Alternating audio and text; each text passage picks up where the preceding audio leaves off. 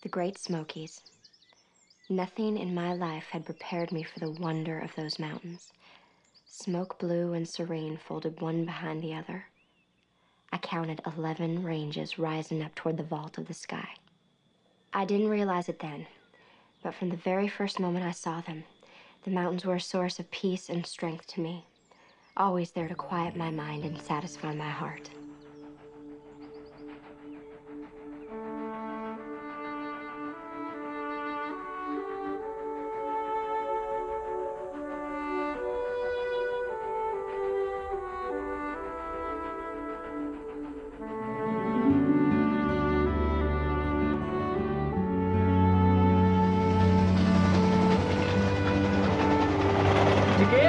Tickets, please. Tickets.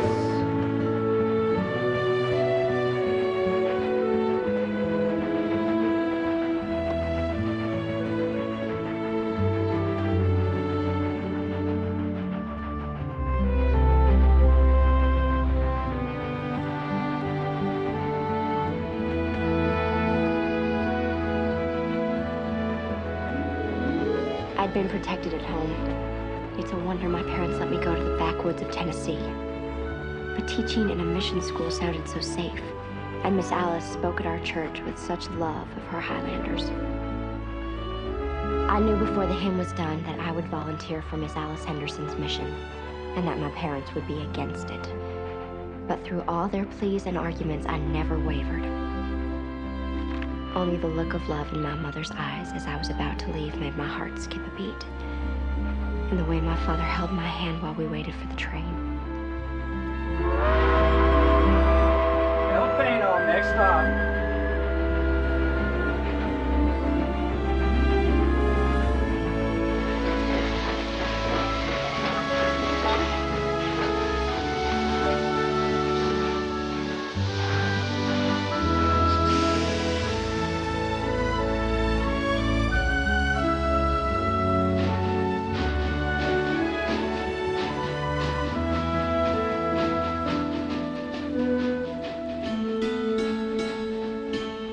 That train was my last link with home. Everything dear and familiar was disappearing over the horizon.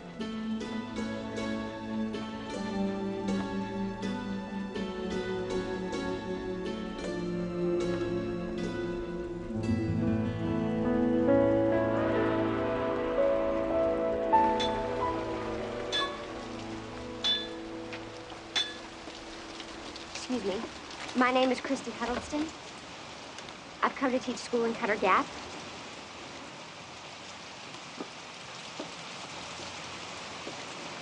I think they forgot to send someone to meet me, and I was just wondering if anybody here could help me. Yonder's Ben Pentland. He carries mail up to the cove. Thank you.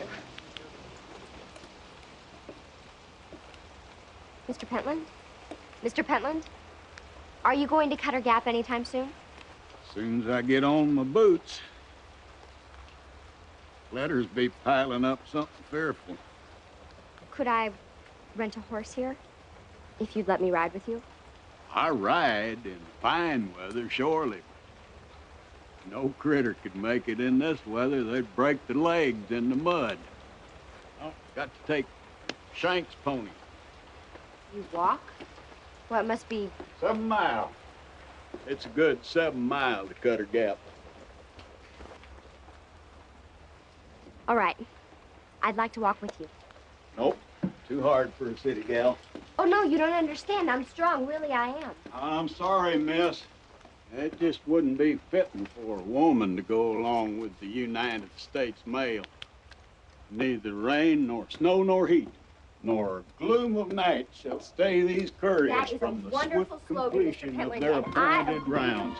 And no female will neither. Oh, I won't interfere with the mail, I promise. I can get my trunks later. I won't slow you down one bit. But I have to get to Cutter Gap. They're expecting me. They're counting on me, please.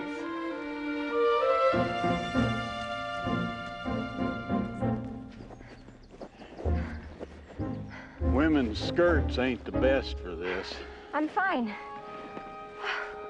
Thank you, Mr. Pentland.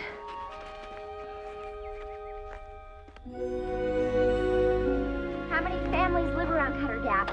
Judgmatically, maybe about 50. And they farm, don't they? What do they raise? Youngins, mostly. Do they all go to the mission school?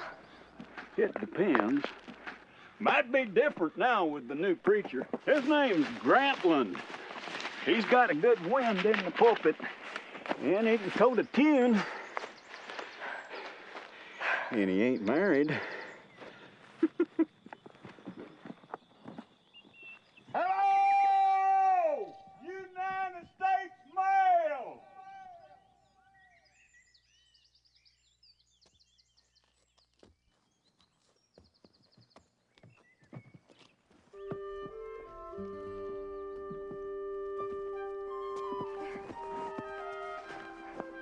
You said the mail was piling up. You must have a lot to deliver. 5 more letters. Ain't it a wonder?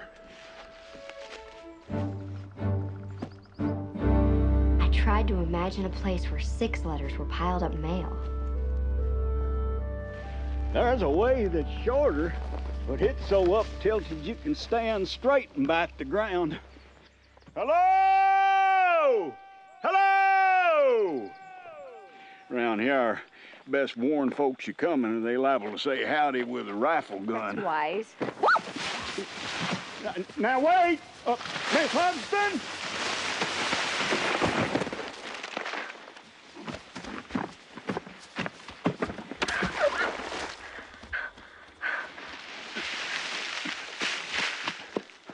You all right?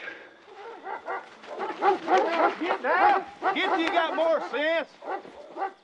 How you doing, Jeb? About like coming. Jeb Spencer, this here's Miss Huddleston, new teacher from over Asheville way. Hello? Ma'am, this here is my woman. And that's John. These were the faces of the Lady. pioneers. By crossing the mountains, I had crossed into another And time. the Leaston. I'm pleased to meet you. Accident. Bob Allen. Her back. They're carrying him here. Oh, Lord.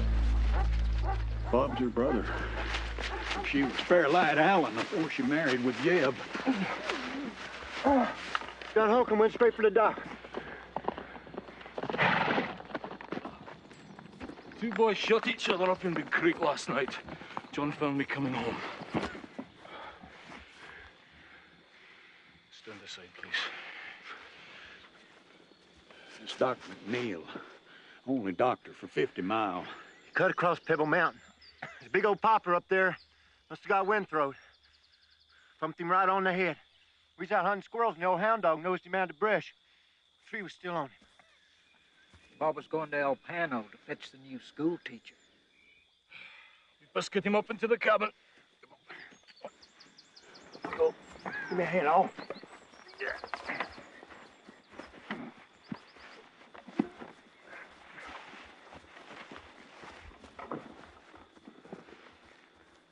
He was coming for me. This accident happened because of me. If it were an accident. There's a bad feuding around here between Taylors and Allens.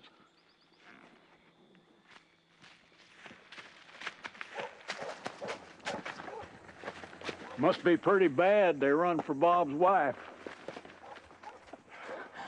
Be it a mortalizing wound? I don't know, Mary, but I do know it's almost impossible for him to breathe. Is he hurting?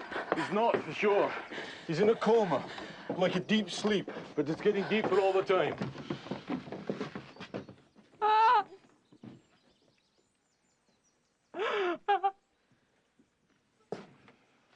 Listen to me now.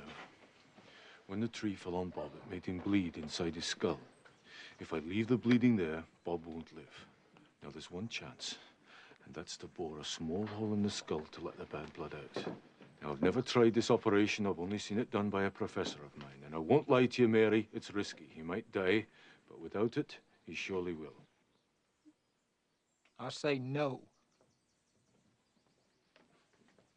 Bob's my little brother, and I stand against it.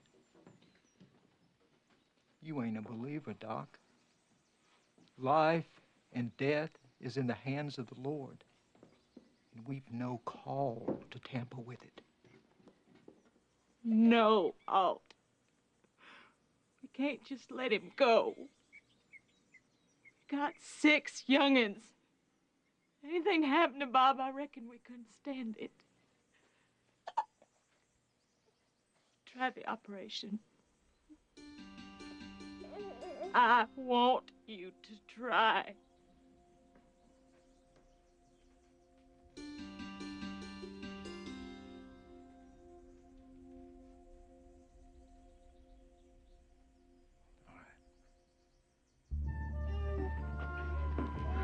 All right, boil me some water.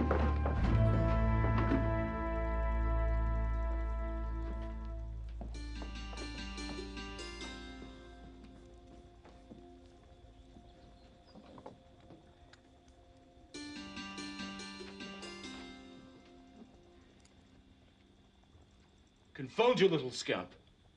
Fairlight, keep him away, or we'll have to boil these again. Listen, go outside. Mom will be right there, okay?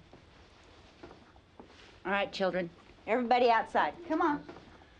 If your close kin feel called on to stay, then stand back and no crying or wailing.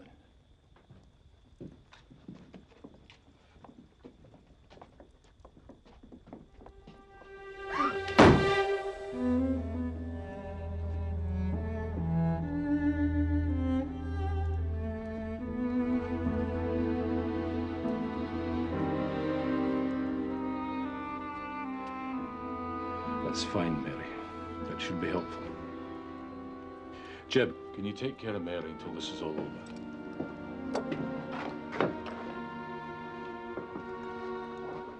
You there. I need help.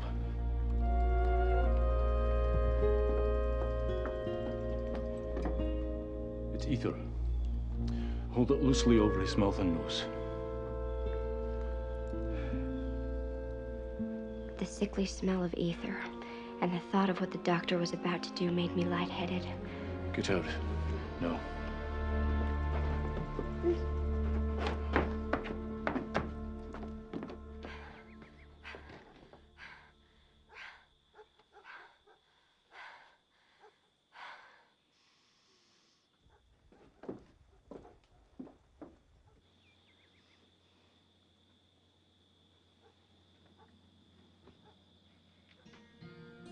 Hush, little baby, don't say a word.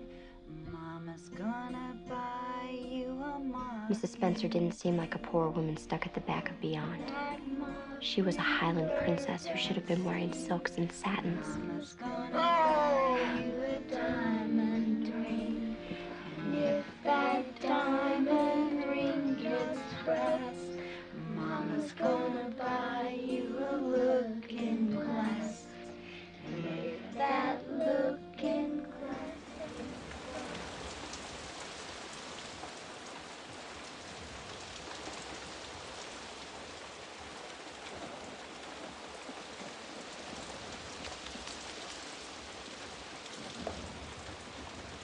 I'll best take you on to the mission now. Operation's over. It's over? Mr. Allen isn't. Still breathing. Doc says he's got a fighting chance if the bleeding don't start up again. Mr. Pentland? Why did Mrs. Allen swing that axe at Bob, and why did she tie a string around his wrist? Well, the string was so's he'd stay by her no matter what. Axe was to cut the pain.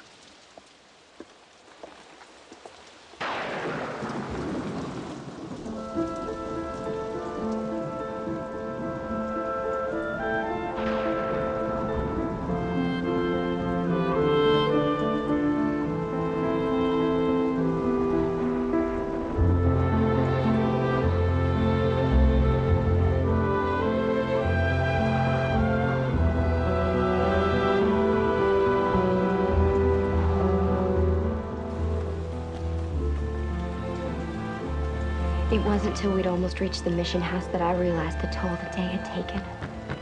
I fought against it, but I could feel tears of exhaustion in my eyes. Through a haze of fatigue, I saw a young man with a beautiful smile. And a strong hand reached out to welcome me.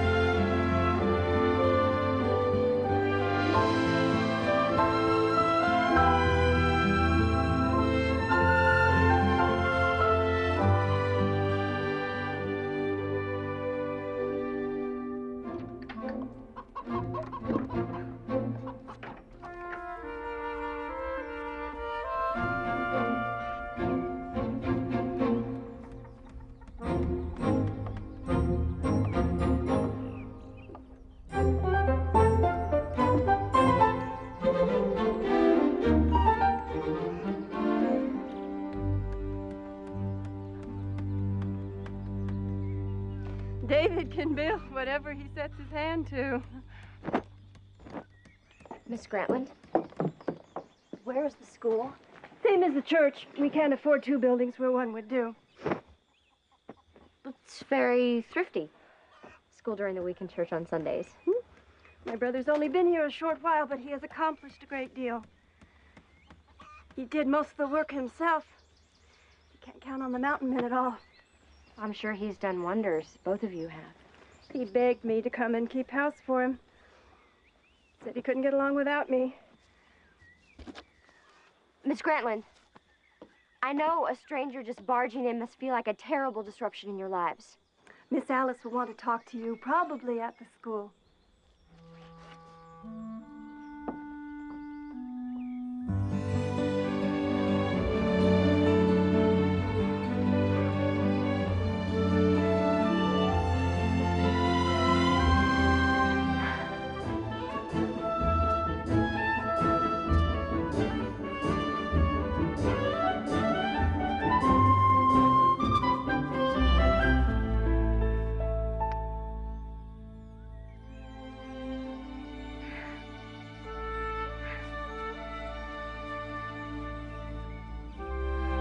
Huddleston, welcome.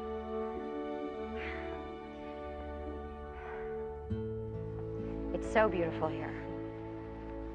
And yet the cabins I saw, I know these people are poor, but... To the Highlander, God is stern and punishing. They believe he means life to be hard, full of sorrow. Often they overlook the joys of nature all around them. But about you, Miss Huddleston, why have you come to cut a gap? To teach? You said that you were desperate for teachers and I had had a year and a semester of college. But when I asked you that question before, do you remember what it was you said? That I wanted my life to count for something more than just getting married and having babies. The work of a home is love made visible. My father used to say, I have one duty as papa, to see that he has a happy childhood tucked under that jacket. I do want to have a family someday. But my life in Asheville, the teas and receptions and dress fittings and gossip seemed so useless compared to teaching and making a difference in their lives and helping people. That sounds like I've read too much poetry. Poetry has its uses, wondrous uses. But it cannot have prepared you for life here and cut a gap. These mountains are beautiful. They are also frightening, sometimes even deadly. You've seen it already. Miss Huddleston, are you certain you're strong enough for this task? No. All I can do is try.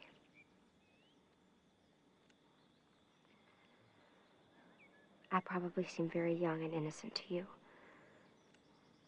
Very. You also seem determined and truthful. Those are important qualities. Teaching here will not be easy. It will be the hardest thing that he has ever tried. Hold on to joy. Joy is a great gift. Thee will need it.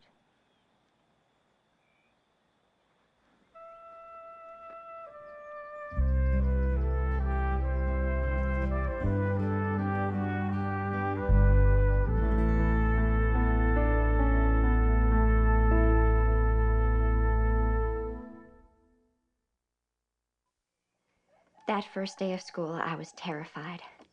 But I tried hard to settle the butterflies in my stomach so that Mr. Grantland would think me an experienced teacher. Good morning, Mr. Grantland. Well said. Hardly a tremor. Good morning. Shall we get started? And by the way, it's David. Steady! Whoa! Those ice pick shoes aren't too practical.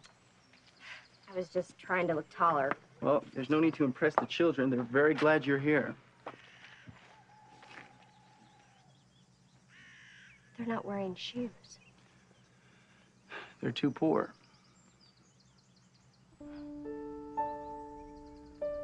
I was ashamed. What tokens of vanity my shoes seem now.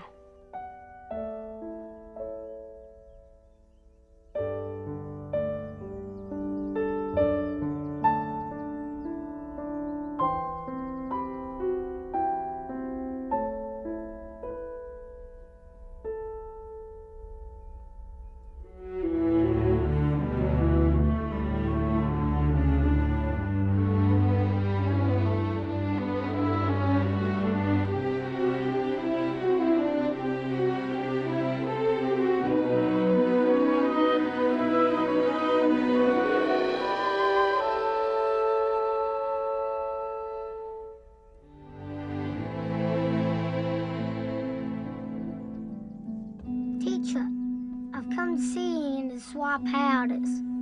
Miss Huddleston, this is little Burl Allen, one of Bob's sons.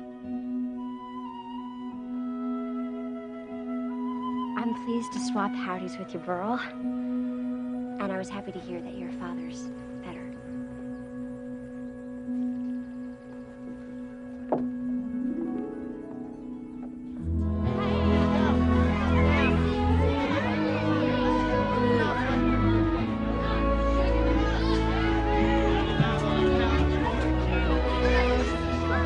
12 grades, 6 classes a day. Even with David teaching math and Bible, how was I ever going to manage 72 lessons? I'm coming pretty, ain't she? Ah, ye always get stuck on the teachers. Looks good ginger for me. Reckon she'll have a study fit for a dog. Heck no. She's too little to tan anyone's bridges. Sit down, boys. All of you take your seats.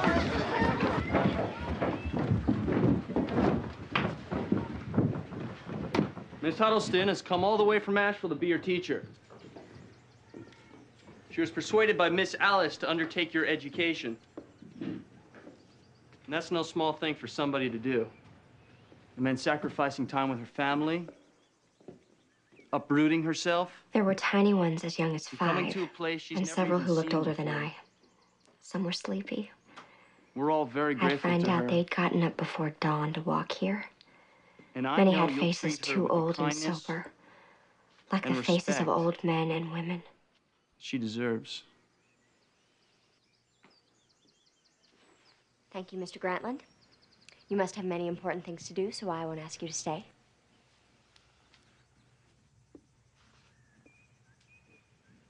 Are you sure?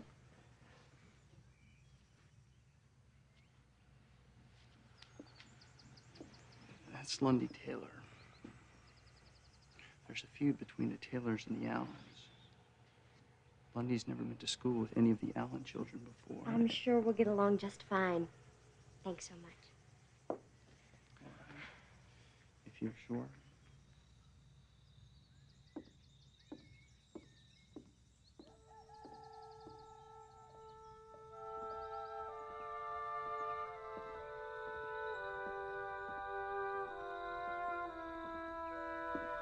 nervous. How can you tell? Look at her shake. She talks funny, too.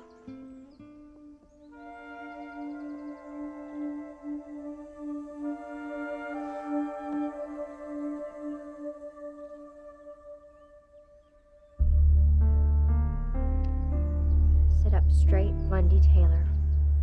And please take your feet out of the aisle.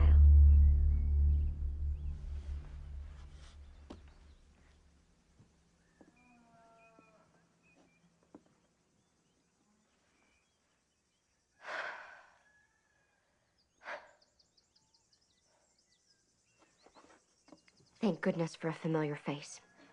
Ruby Mae Morrison did housework at the mission. Ruby Mae, could you please help me take the roll? Yes'm. What's take the roll? I need everyone's name and age, their parents' name and their home address, where they live. Ma'am, you just can't morally write that. Of course you can.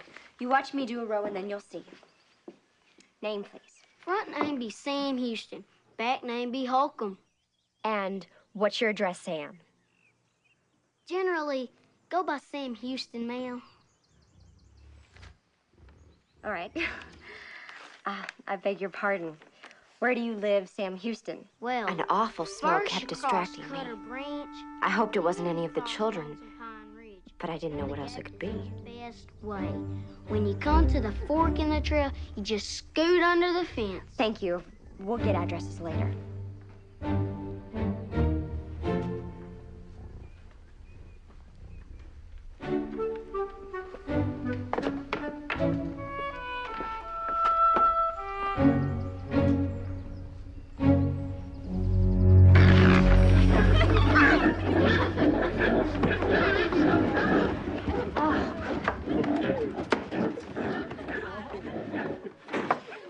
They's just hogs, teacher. They live down there 'cause it's cool. I see. It was an unconventional roll call, but I learned a great deal about the children that day. Odor Baller Teal, who insisted on his full name, and his small sister. And what's your name? Hush, please. Don't be afraid, you can tell me. Ain't no use in asking her, teacher. She'd be Mountie O'Teal.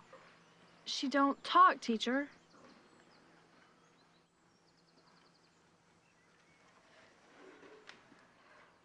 Well, I'm sure you'll have plenty to say after we get to know each other.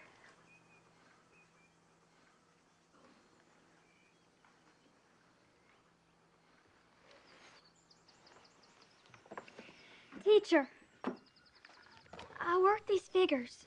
All of them? Yes'm. Could you get me a harder book?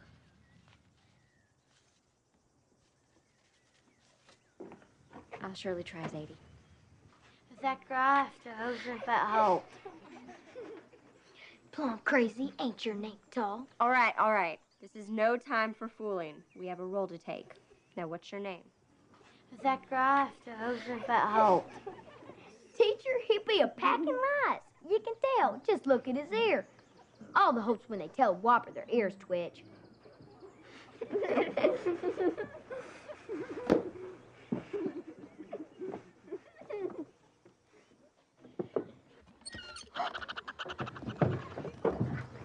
Ma'am, I answered a Creed Ellis. And that thar's Scatawag. Might be a good name for you, too. Sleeps with me every night. Oh, he be clean. Coons wash every natural blessed thing afore they eat it. They be the best pets. Creed, we have to have a talk about Scalawag in school. You see, he is such a specially fine coon that I'm afraid the others will watch him and not do their lessons. Man, no, teacher. We'll study on better than ever. Well, let's make a pact. You leave Scalawag at home from now on,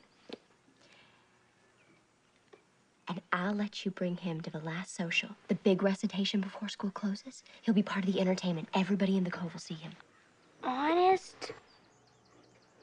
That be a seal bargain. Put her there, teacher. No notebooks, little paper of any kind, 5 textbooks, and those tattered with pages missing or torn. Mushmouth Millie can't even speak. Jabber, jabber, jaybird, marbles in the beak. Mountie, are you all right? Has a pump knot on her head. What happened? Did Mountie fall down? Someone has to tell me. No, she got hit. With this? No wonder she has a bump on her head. Who threw this?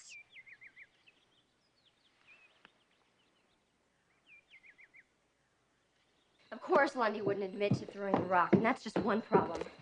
I haven't been able to divide the school into grades because I have to seat each grade together regardless of sex, but each child keeps telling me over and over. No, ma'am.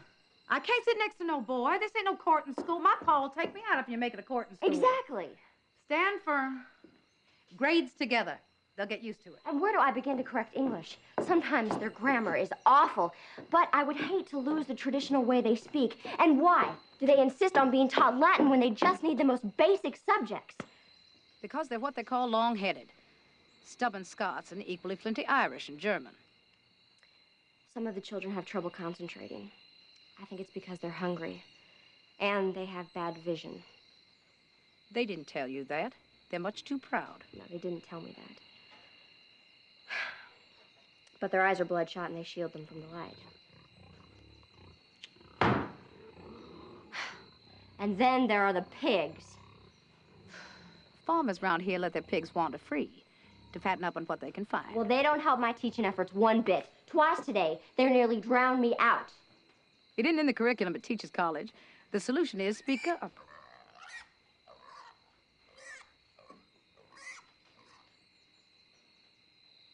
Miss Alice, I don't know what to do about Lundy. David said there's a feud. Is that why he wanted to hurt Mountie? Probably not. The Taylors and the O'Teals are generally friendly. Then he did it out of pure spite. And as a challenge to you.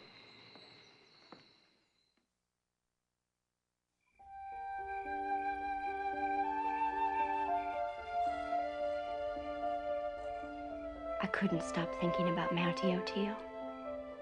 I felt so sorry for her. She couldn't talk except for pathetic grunts, and the older boys teased her unmercifully. Mountie never smiled or laughed. What must her home be like?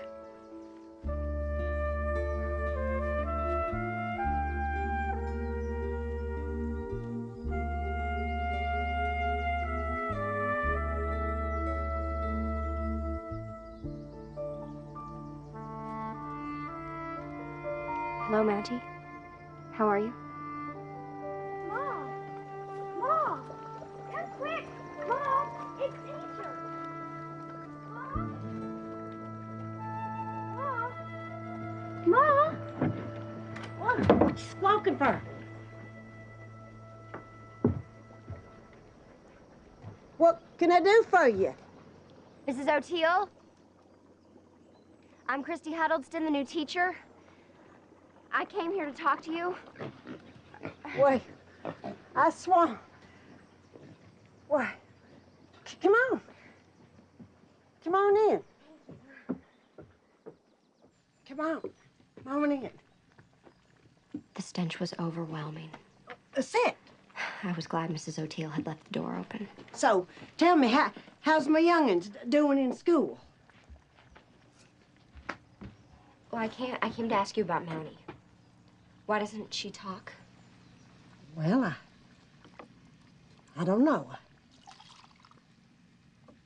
I don't know.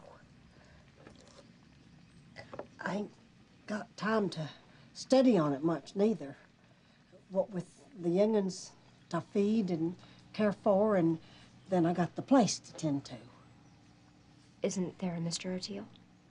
Oh, he comes around. But he don't want no fussing over gals. Oh, he wouldn't like your being here visiting. No, ma'am. But don't you want Mountie to talk? I do. But I reckon if the Lord wants her to, she will. I was just thinking that maybe there's something we could do to help her. A man wouldn't like it. Ma'am, I told you he don't take to no fussing over gals. But he ain't here right now. We could just go on sitting and visiting. Mrs. O'Teal. But we gotta let the Lord take care of Monty.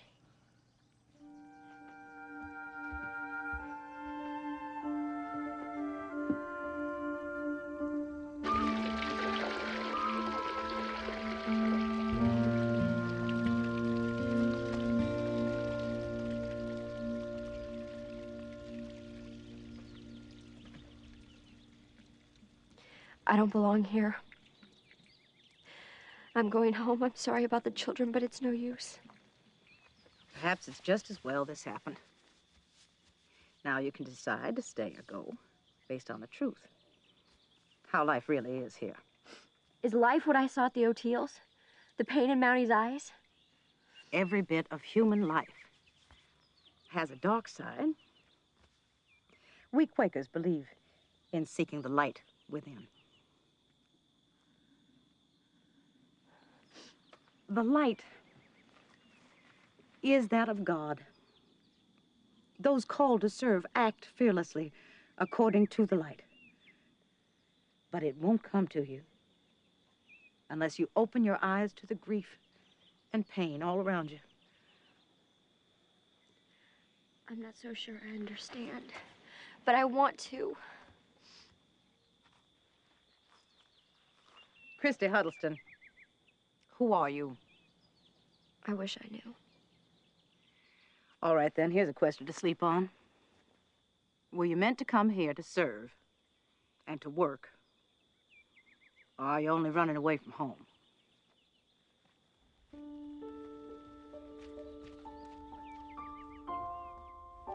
What Miss Alice had said stuck to me like a burr. I didn't want to be a quitter. And I had so much to learn. Where else would I find a teacher like Miss Alice? Dear God,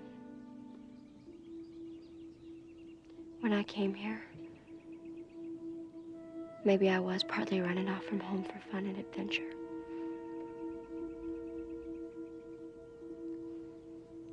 But I think you had something else in mind.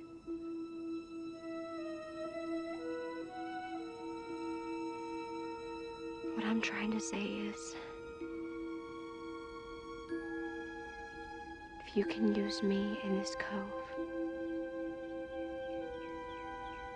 well, here I am.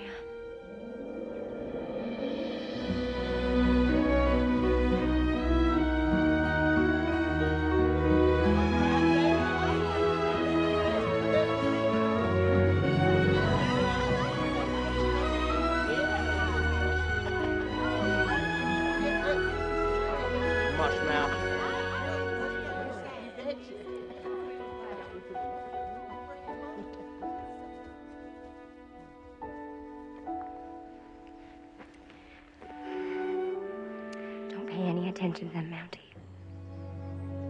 I think you're really smart. I know you can learn. And I am meant to teach you.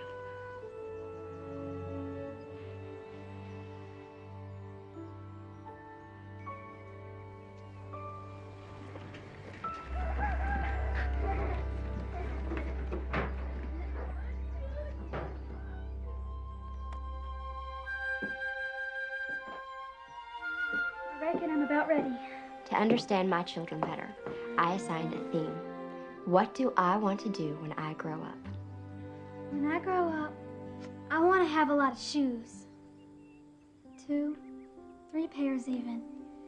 And I want a fine house with pans to cook in and a rug on the floor to sink my toes in. Sometimes I get lonesome. I want to tell my thoughts, my good thoughts on the inside, to somebody without being laughed at. It would pleasure me to know the right way to put things down on paper for other folks, too. I want to smell nice and have lots of pretty clothes. teacher? I want to go far away from home. Across the mountains to the flatlands.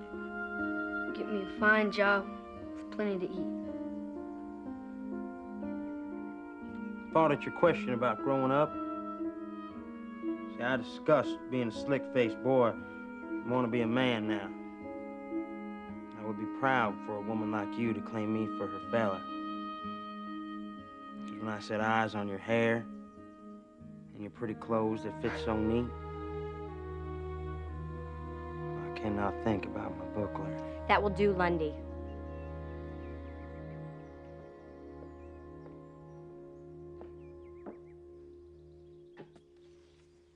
Write it over, and this time do the assignment.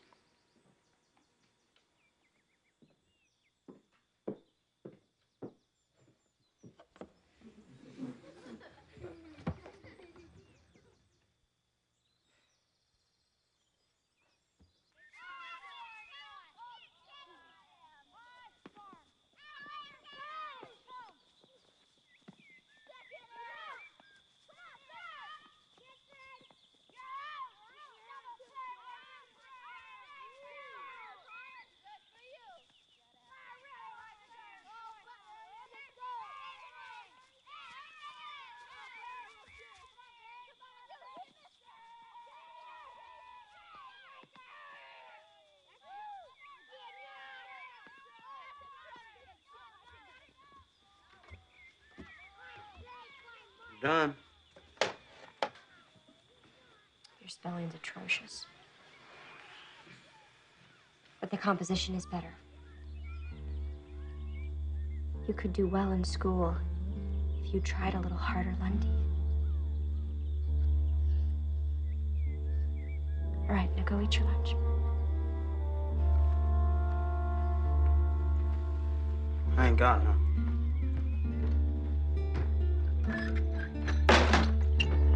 Mushmouth. Lundy!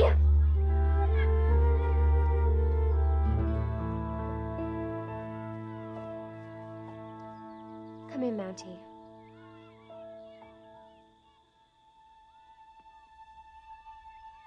Do you want to see me about something? Would you like to come sit with me?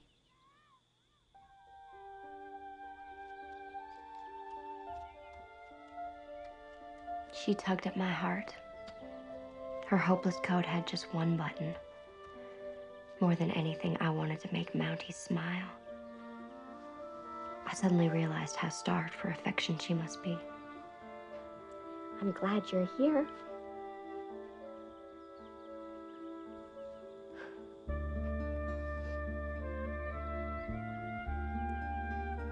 There's a book I wanted to show you. Do you know your alphabet? Well, how about I say it first, and then you try. Okay.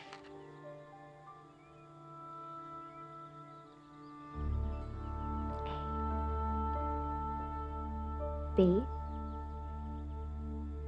C. It's called Treasure Island. My father gave it to me when I was about your age. I'll write to him and ask him to send it. Burl, what happened? Lundy, did you hit him? Get him, Lundy! No, boy! No! Lundy! Lundy, no! Stop it! Did you kick him? No, I never touched him. Are you all right?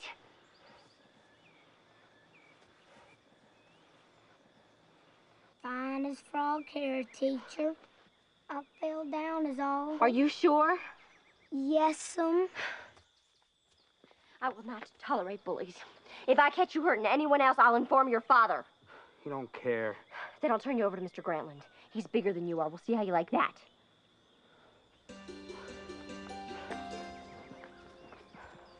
The Taylors and the Allens got a blood feud. Who's meant to fight?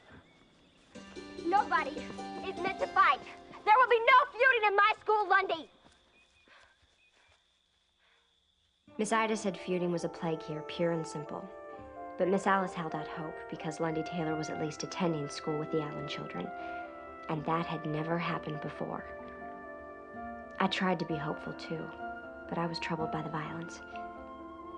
David was wonderful. He preached every third Sunday in Lefty Branch, and he invited me along to raise my spirits. Yes, Theo's just dragging his I feet. think he wanted to be alone with me. Now, don't you laugh at me, David. I feel silly enough as it is. Well, that is because you are stubborn. You should be riding Prince, but you wouldn't take my offer. No, I know my limitations. I'm no horsewoman. Yet. But it's no harder than walking 7 miles in a deluge. Speaking of which... I'll go first. Prince can set an example for old Theo. Let's go, boy.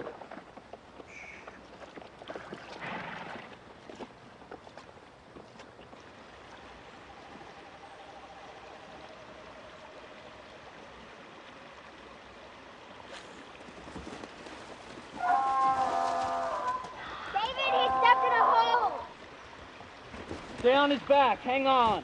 David, he's falling! Keep with him. You'll make it. No, he's better off without me. I think I should jump. Exactly right. It's not too deep. You can wade to shore. David! I'll get you. I'll get her. David, help me. I'm all wet. Christy, you all right? Yes, just soaked. Here, try these. Let's see what else we can do. You could, turn up the legs. And what would hold up the pants?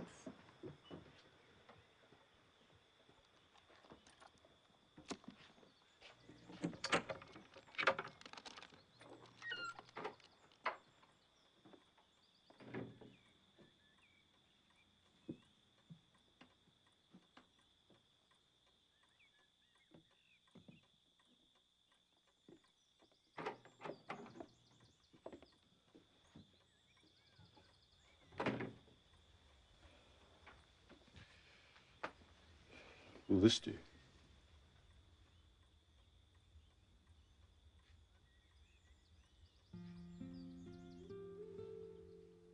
It was just my size, and it was so beautiful.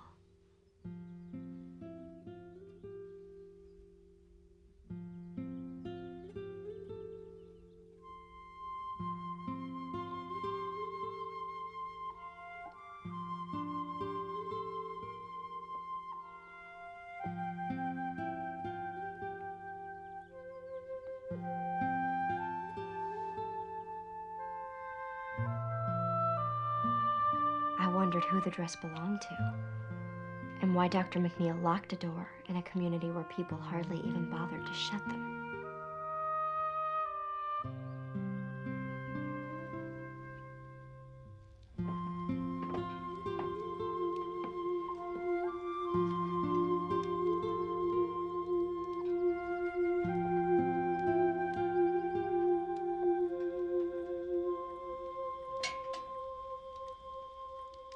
Thank you, it's perfect.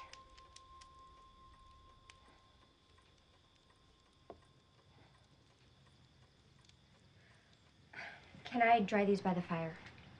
That's what I built it for. But I'm afraid it'll take a while. Oh, David, I'm sorry. It's 2:15. You're supposed to preach in Lefty Branch at 3.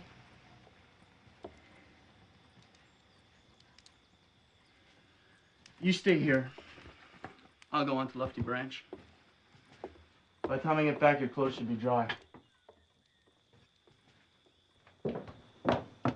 David, I'm sorry. I messed things up. You didn't. Theo did. Bye, Doc. Thanks for your help.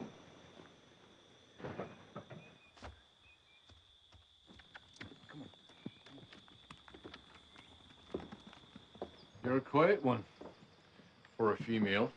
You're not going to faint again, are you? No. And I apologize for disrupting your operation. No doubt it was a shock to your delicate sensibilities. I thought seeing me again might have brought it back. Actually, I was wondering where this dress came from. It belonged to my wife.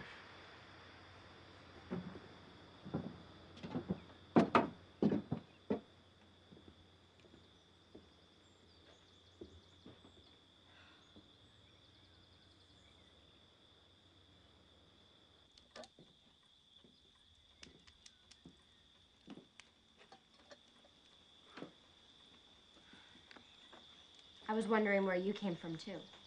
I was born in this cabin. So are my parents and my grandparents. I'm a hillbilly man. Well, you don't talk like one. I had my schooling outside. College, then medical school in Scotland. And how did that happen to a boy from these mountains? When I was 16, some surgeons came down from New York to hunt. I carried their camping gear. They took a liking to me. I confessed I had ambitions to be a doctor, so they made it possible. And those are their pictures? I owe them everything. I had 2 big city offers when I graduated. Very flattering for a poor young man. You made a sacrifice.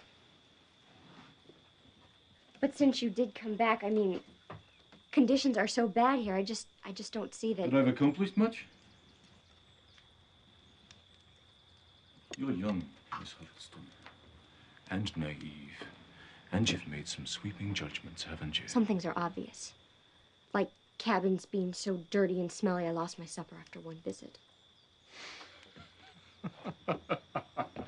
Well, that may amuse you, Doctor. You're trained to stand anything. But Mountie O'Teal isn't funny. Forgive me. It was your nose wrinkling when you remembered those smells.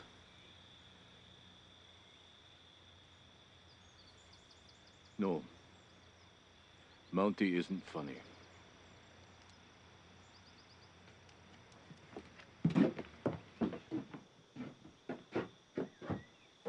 Is it that she can't talk or won't? The parents won't let me find out. These people don't trust doctors. And they can't be changed all at once. They have their own sense of time, and it moves slowly. And in the meantime, Doctor, what about the children? Don't forget, Miss Huddleston, I was one of those children. He says he cares, but I don't really think he does. He was brave to operate on Bob Allen, but I don't know if I like him. McNeil is not the easiest person in the world. But then again, neither are you.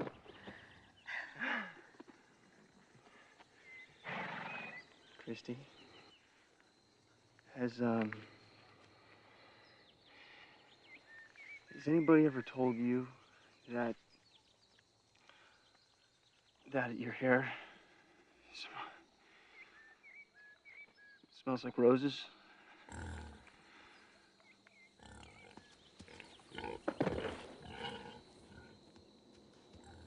Are those pigs drunk?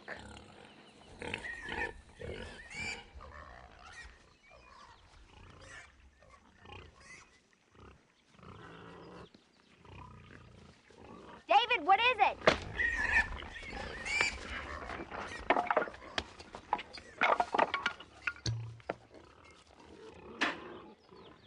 Moonshine. Illegal liquor. No wonder Lundy Taylor kept little Burl. He was trying to keep him away from this!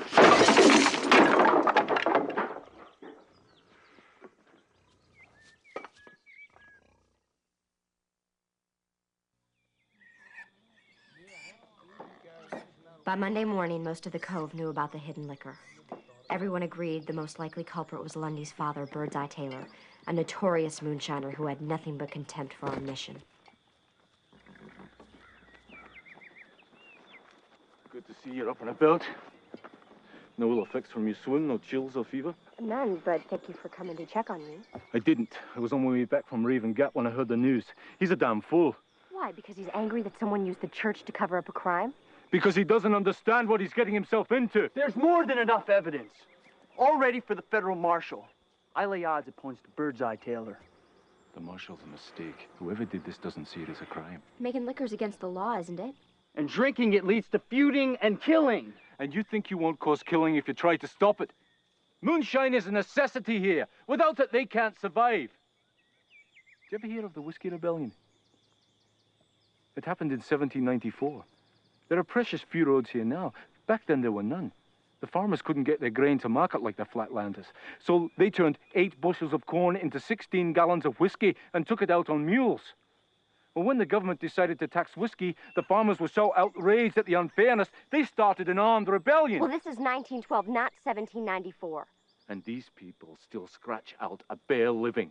They don't have money for shoes or medicine or a new plow when the old one breaks. Selling liquor is the only way they can get it. Then they might as well be stealing that money. You're so righteous for someone so new here. I want to help these people, Doctor, so they don't have to break the law. We can get donations for shoes and medicine. They're too proud. They won't accept charity. They want to work for what they get. Even if it's the devil's work? I'm warning you. They don't see it that way. Then it's my job to open their eyes. And how do you expect to do that? Come to church Sunday and find out.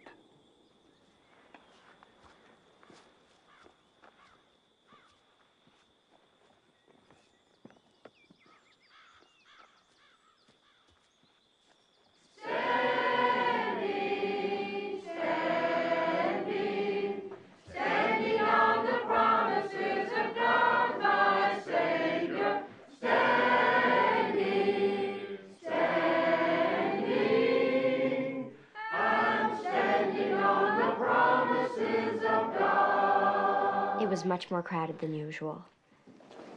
I realized the reason for the crowd. They were curious to see if David would preach against the moonshiners and if he would name them. There are those who work late at night in the cove, in the darkness, and they are serving evil. The white lightning being brewed here is the devil's own drink. It leads to quarrels and killings. And now school children are being used to transport this illegal liquor. Birdseye Taylor made his own son do it. He made him hide the poison underneath this very church, and that is evil. Tom McCone, Isaac's father, Don't looked underestimate miserable, him. as though David's words were meant He will not especially for lose. him. God will not lose the fight against evil here or anywhere. But if you're not on his side, you will lose.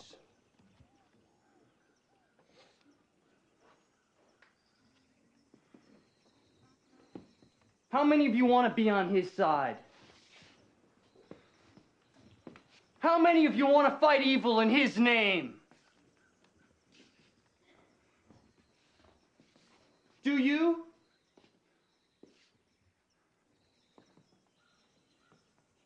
Do you?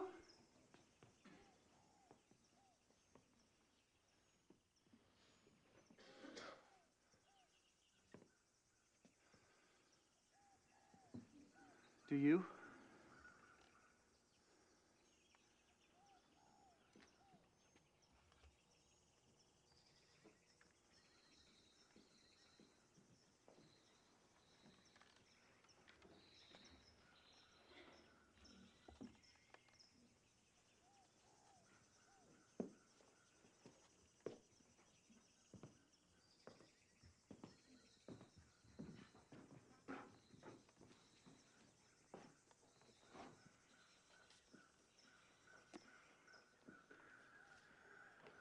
Let us pray.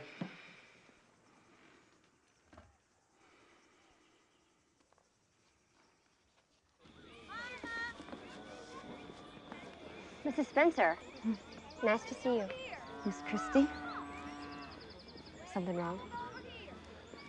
That's their school. That's a lot of young'uns for one teacher.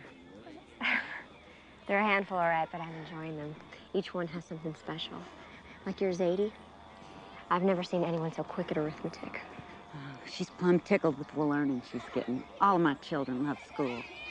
And I owe you a favor, and I'd be obliged if you'd let me return it.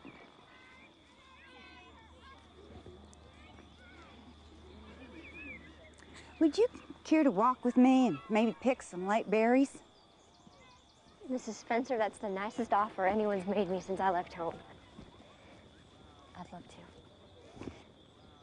And could you handle my front name, Fairlight? I could. Thank you, Fairlight. She was holding out the gift of her friendship. Among the mountain people, the most cherished gift of all. Is Tom McCone a moonshiner? I thought he was kin to you Allens. His wife is my sister. He looked troubled during David's sermon, like he had something to hide.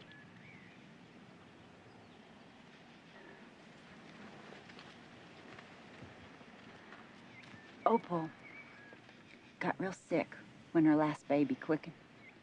They didn't have no money for medicine. Tom did what he had to do to get it. Tom runs liquor for Birdseye. Fairlight. He could get arrested for that. He could go to prison. Who would take care of Opal and the boys then? There must be something we can do. Tom can't keep breaking the law. No, it's like the feud, Miss Christie. You can't do anything about that. Nobody can. It's just the way things is.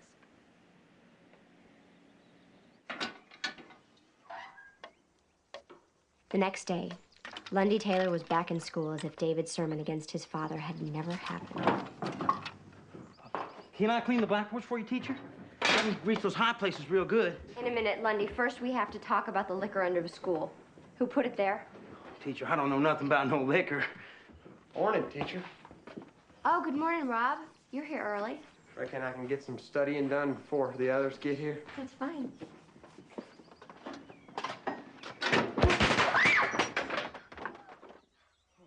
There'd be buckeyes in the ashes, man. They get hot and then blow all to pieces when the air hits them.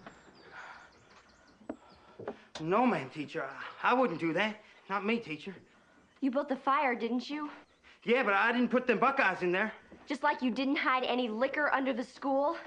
It was wrong, Lundy. It was wrong, and you know it. Look, you best mind your own business. And you tell that preacher to mind his, too, or you're both going to be sorry. You don't scare me, Lundy, and neither does your father. And if you want to stay in this school, you will behave yourself. Now sit down. I'll sit when I'm good and ready. No. Sit when I'm saying it, and I'm saying it right now.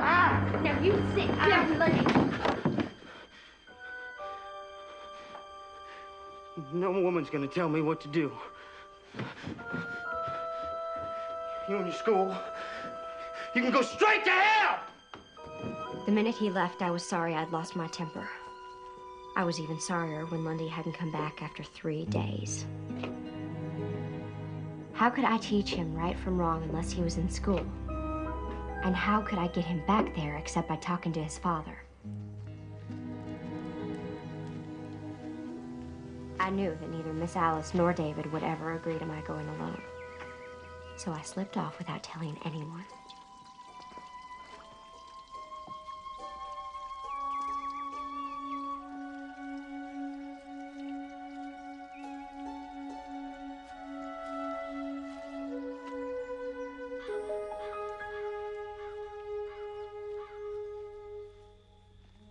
Hello? Anybody here? What do you want? I'd like to talk to you about Lundy.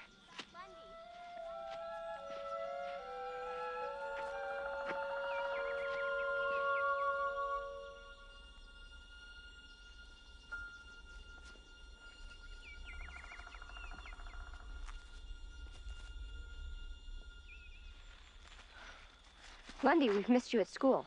Stay your peace and be quick. Mr. Taylor? I know you must want Lundy to get some schooling so he can get on in life. And I may not be the world's best teacher, but I think I can teach him something. When I whoop my young'uns my own self. Don't want no gal doing it. Mr. Taylor, I did not whip Lundy. Didn't hide him in front of all them other young'uns. No, I didn't. Lundy is much bigger than I am. How do you think I could whip him? Pa, I didn't mean to lie to you. Holt, you No. smoke your britches, the fire catches! Worthless. Just plain worthless. Please don't be too hard on him. Lundy was just testing me out. I did push him back into his seat, but I think if I'm patient, he'll settle down. So I hope you'll send him back to school. Schooling's no use to Lundy. He's twitter-witted like his ma. Fitty-fied and addle-pated. She run off and left us. I know it must be hard. But if you need any help, that's what the mission is here for, to help. Churches ain't for us. Always been a sinner myself. I ain't been no hypocrite, though. Never lied to the Lord. I'm a sinner, too. Everybody is. And that's what the church is all about, saving us sinners. Don't want saving. Always been a sinner, always will be. I discuss churches. And meddling women. Mr. Taylor, you do have to set an example, though. You can't go on making illegal liquor, and it was wrong to use your son. That ain't none of your business. Nor the preachers. Now get off my land. I said, get.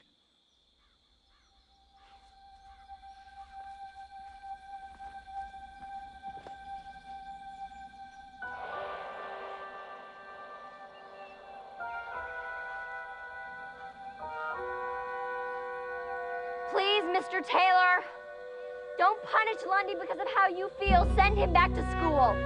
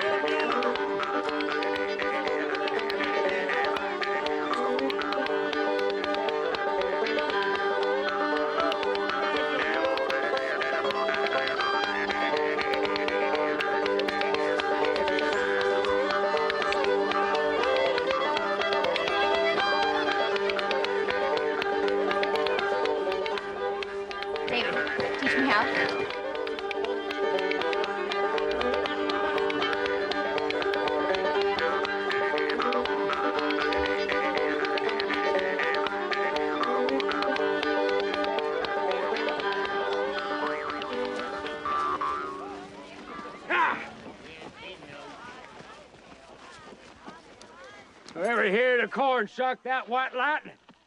Well, we aim to hold us a horse race and she be the prize. No traitors, though. Traitors ain't allowed to race, 'cause they're lily white cowards scared of a puny lawman. They told the preacher damn lies. Get rid of that jug. There's not going to be any race. Not for whiskey. You got no say, so hush your mouth. I said get rid of it.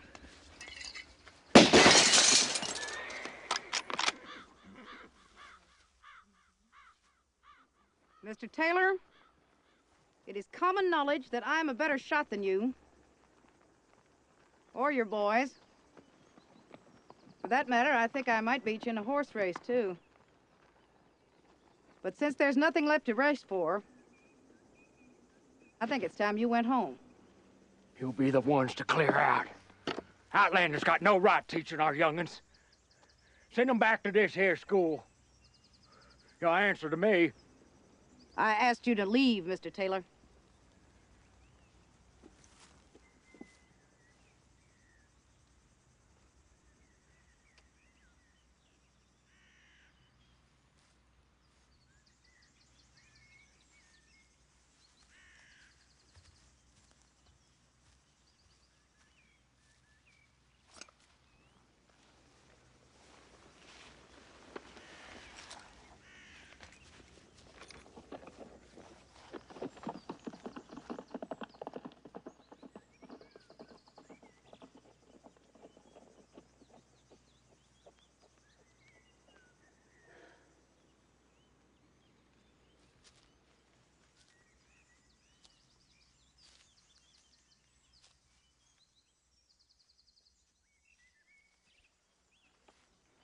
He didn't mean it, did he? It's hard to say.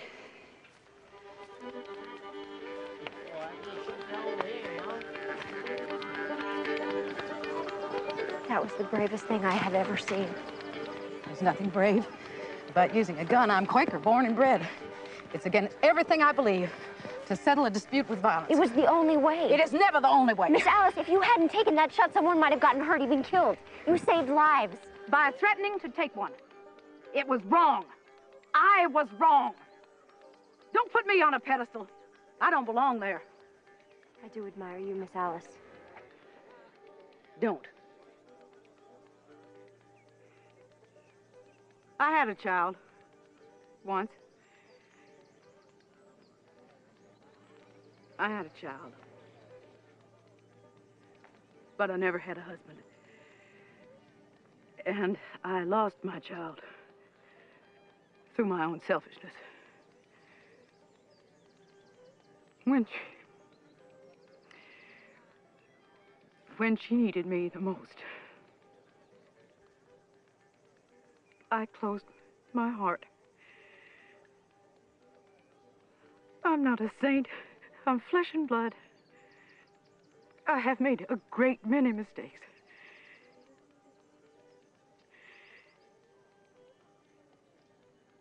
And I see I've made another one just now. I said more than I meant to. Forgive me.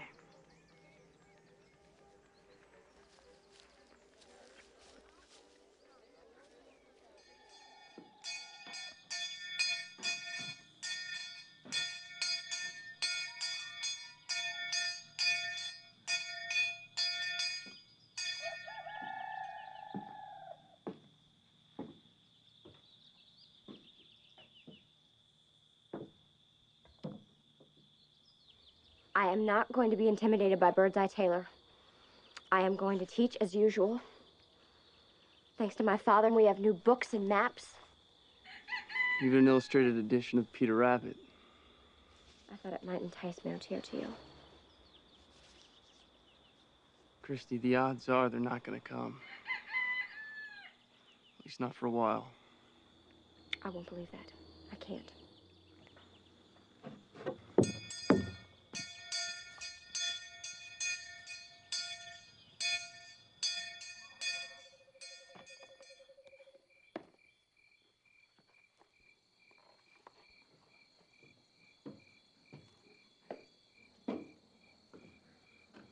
Are you hungry?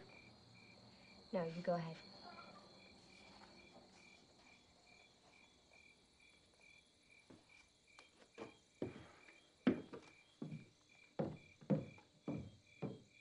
Birdseye's threat had worked. He'd frightened everyone away. But this was my fault, too. I had played the heroine hoping for applause. And I had failed my children.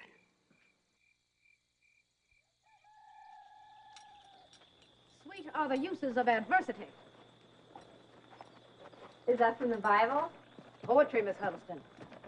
And this our life, exempt from public haunt, finds tongues in trees, books in running brooks, sermons in stones, and good in everything. William Shakespeare, Act 2, Scene 1, As You Like It. I thought perhaps you might like to read it in my absence. I'll be back in a few days. By that time, the children will be here, too. I hope you're right. So do I. Have a safe trip to Low Gap. Oh, Miss Ida, let me help you with that.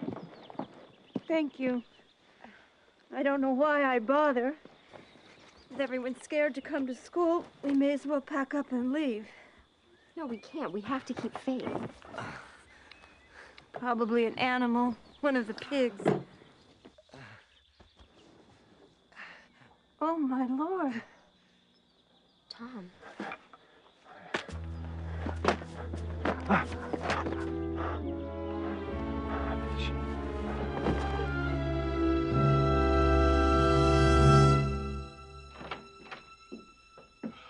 He was lucky. Bullet lodged in his shoulder, missed his heart and lung. Did he tell you what happened? Only that he was out hunting and was shot in the back. He'll be all right, though. Yes, though he'll hurt like the devil for a few weeks. I never thought Birdseye would do it. Birdseye believes Tom told about the still. He thinks Christy went up to the McCones to persuade Tom to do it. Whatever his motive was, Birdseye should be arrested. On what proof?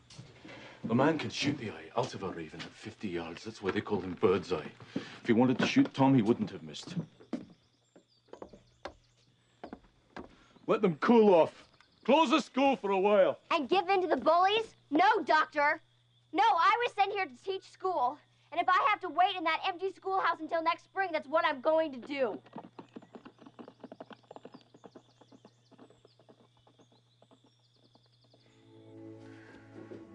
Two days went by. I was so discouraged. I didn't think I could live up to my fine words to Dr. McNeil. But just when I was about to cry from frustration,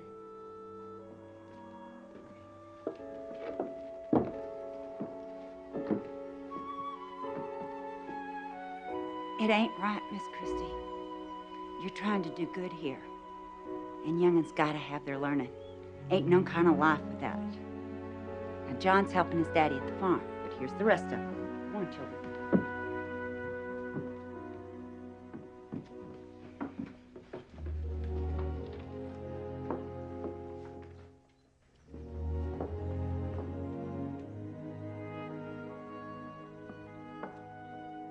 what about Birdseye? We can't let him win. If we do, ain't no sense in going on. Young'uns, you mind Miss Christie now. When it's time to go, your daddy'll come and fetch you. Fairlight. Thank you. Listen.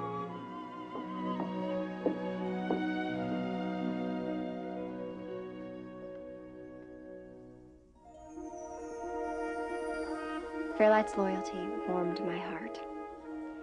But after 3 more days, none of my other students had returned. I wondered if the rest of the children would ever come back.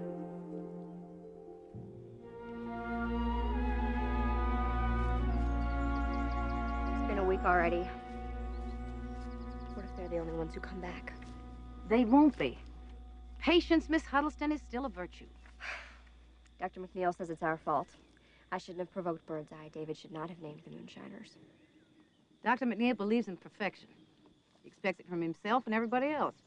You did what you thought was right. Have you ever watched a baby learn to walk? She wobbles and she totters and then she falls down and she bumps her nose. And then she puts her little hands right down flat on the floor and she hikes up her rear end and she tries again. And again, I keep making mistakes. Yes, thee makes mistakes. Thou art human. Thank God and seek faith. Seek faith. Seek faith. I said it to myself over and over. And the next morning, I saw the results. I was never so happy to see anyone. Creed Allen, Little Burl, and Mountie O'Teal in her raggedy old coat. I'm very, very glad he did so. We have beautiful new books and maps.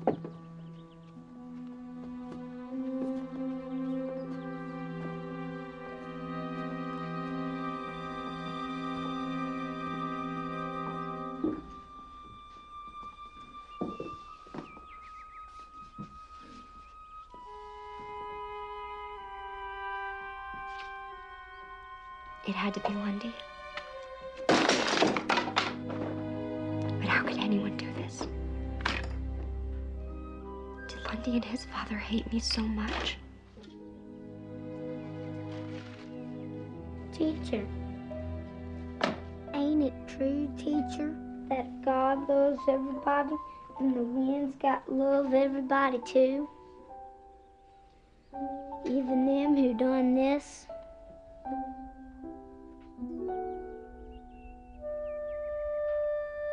Yes, it's true, Burl.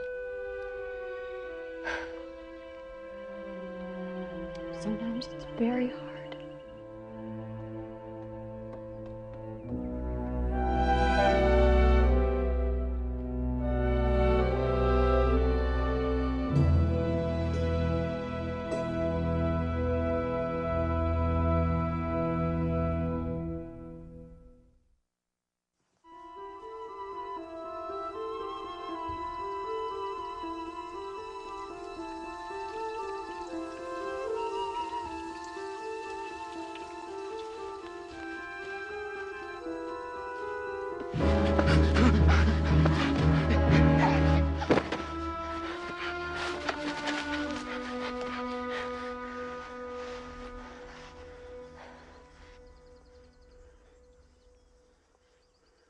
I've been looking for you. I know you vandalized the school. That was a hateful thing to do. The children are so hurt, but they're trying to forgive you, and so am I. Don't do me no favors. I care about what happens to you, Lundy. You are a bright boy. I want you to have a future. I don't want you to spend your life making moonshine. I don't want you to die young. I want you to be somebody. Why were you sleeping out here? There's no place else to go. Did you have a fight with your father? They ain't fights. He does all the hitting. I gotta stand there and take it.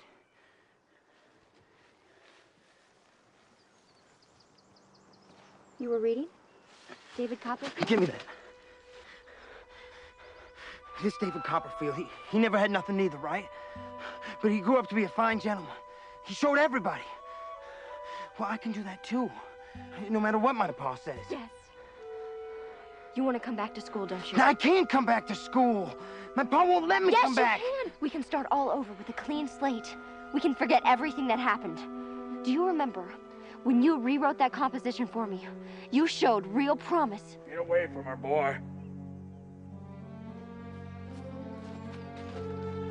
You're coming home. Now! No! Don't! He wants to go to school!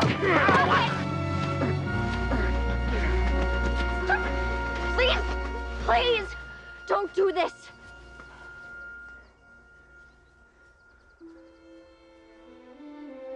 Best get on home, boy.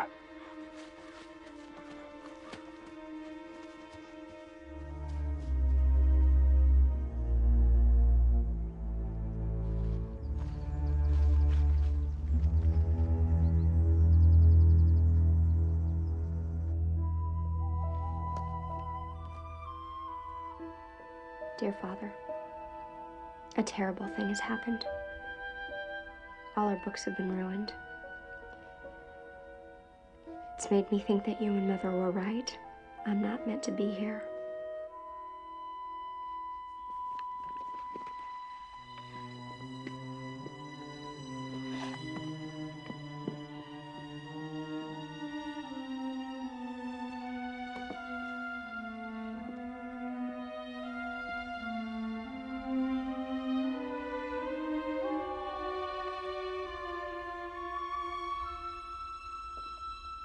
Hello? Is anybody here? This isn't funny. Please show yourself.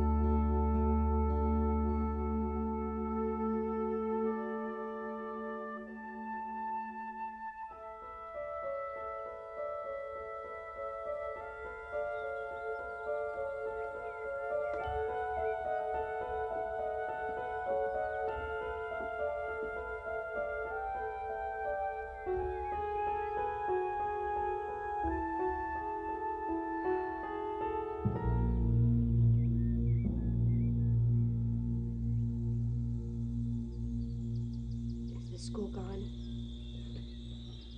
No. A corner was burned, part of the roof. Your desk, though, is a sorry sight.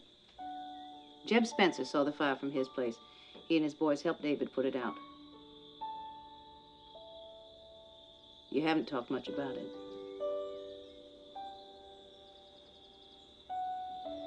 I think Birdseye did it, and maybe Lundy. If they did, we must forgive them. We can't be part of a cycle of blame and vengeance. We must be the ones to break it. I know I do forgive them. And thyself.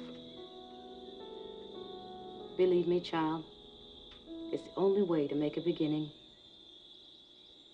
I tried. Out of love for Miss Alice.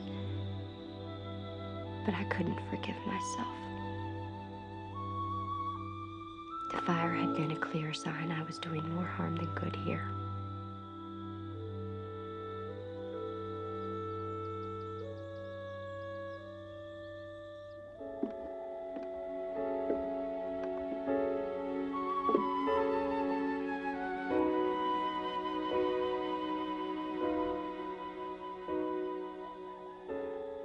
It was time to go home. I was going to slip away before anyone was up. I wanted to disappear as though I'd never been here.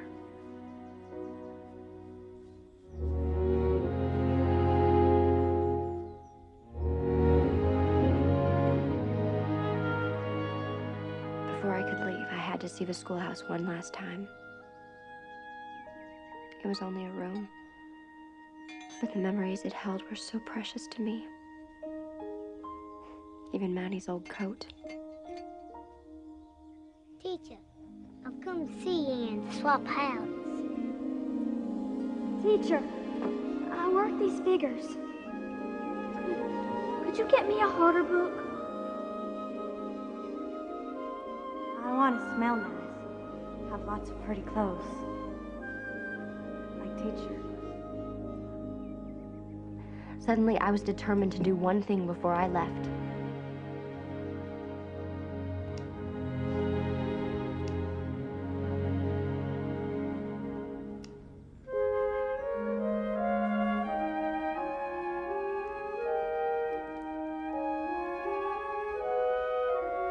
I want to go far away from home.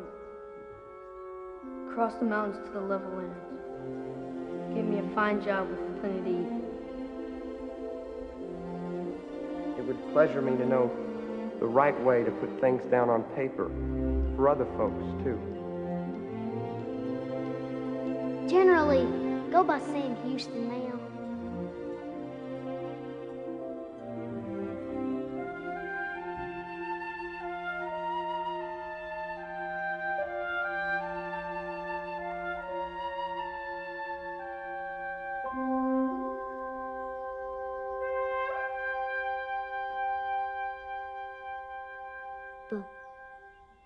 Buttons.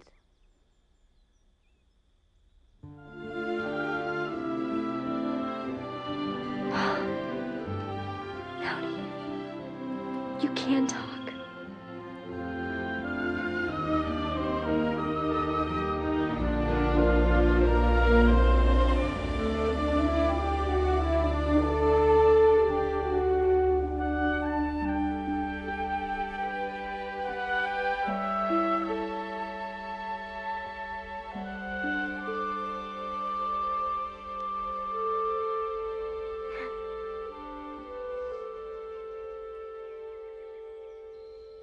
Are you leaving us, teacher?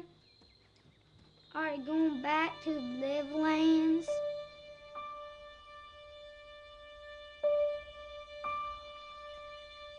No. No, little girl, I'm going to stay.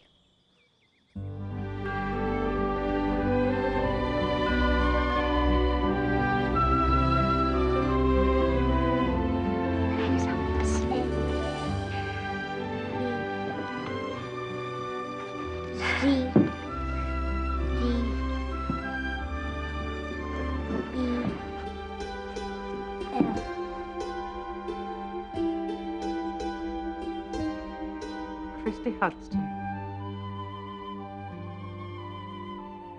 I think thee will do.